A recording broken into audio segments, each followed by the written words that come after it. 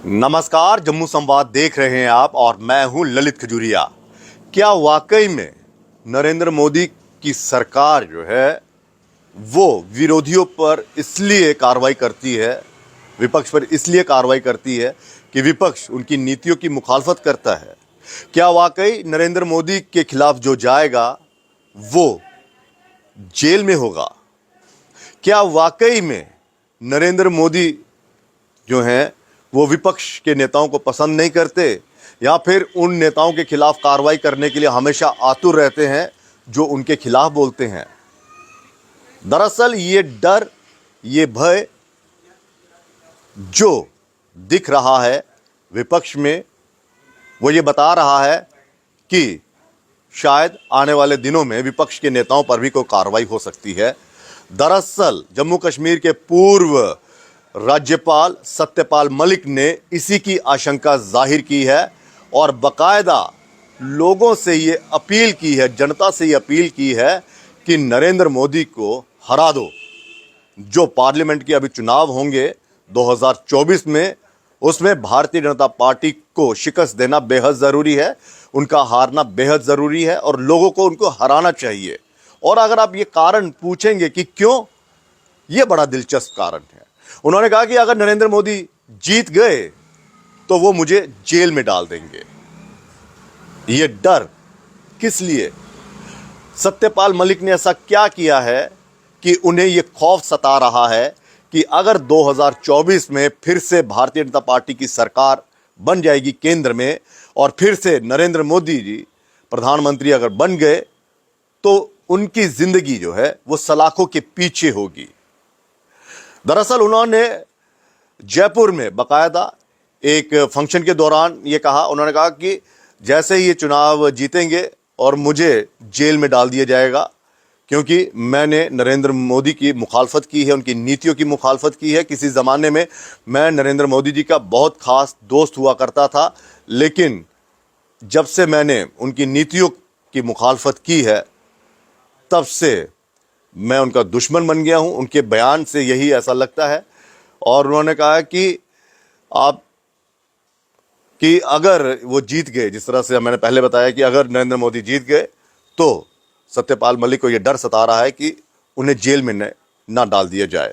उन्होंने कहा कि जो पुलवामा अटैक हुआ था उसमें मैंने केंद्र सरकार को जिम्मेदार नहीं ठहराया था और ना ही मैंने ये कहा था कि ये केंद्र सरकार ने हमला करवाया है। मैंने तो सिर्फ ये कहा था कि ये लापरवाही है केंद्र सरकार की, और अगर वो 5 एयरक्राफ्ट दे दिए होते तो शायद ये हमला नहीं होता। और देखिए अभी तक उसकी जांच भी नहीं हुई है।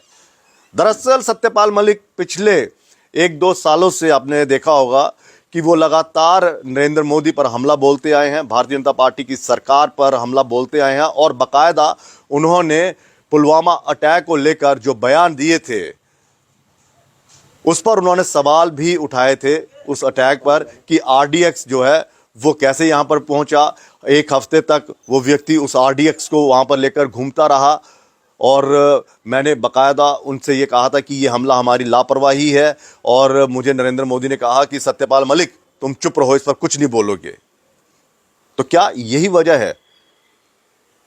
क्या ये डर जो है वो यही बता रहा है कि उन्होंने पुलवामा अटैक को लेकर जो बयान दिया और बाकायदा कृषि कानूनों को लेकर जो बयान दिए थे वो अब उनके खिलाफ ही जा रहे हैं?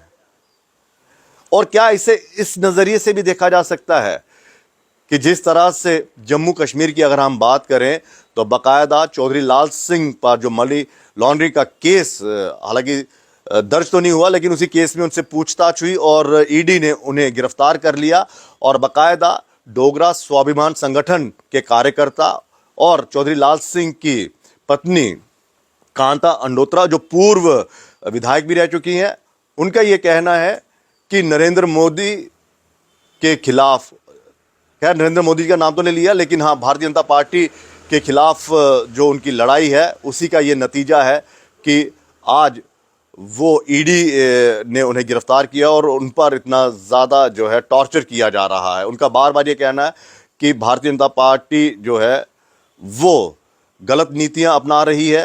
एलजी मनोज सिन्हा की सरकार ने जम्मू कश्मीर में जो नीतियां अपनाई हैं वो लोगों के विरुद्ध है और केंद्र सरकार के खिलाफ लगातार ये बोलते आ रहे हैं। इसी का खामियाजा उन्हें भुगतना पड़ रहा है।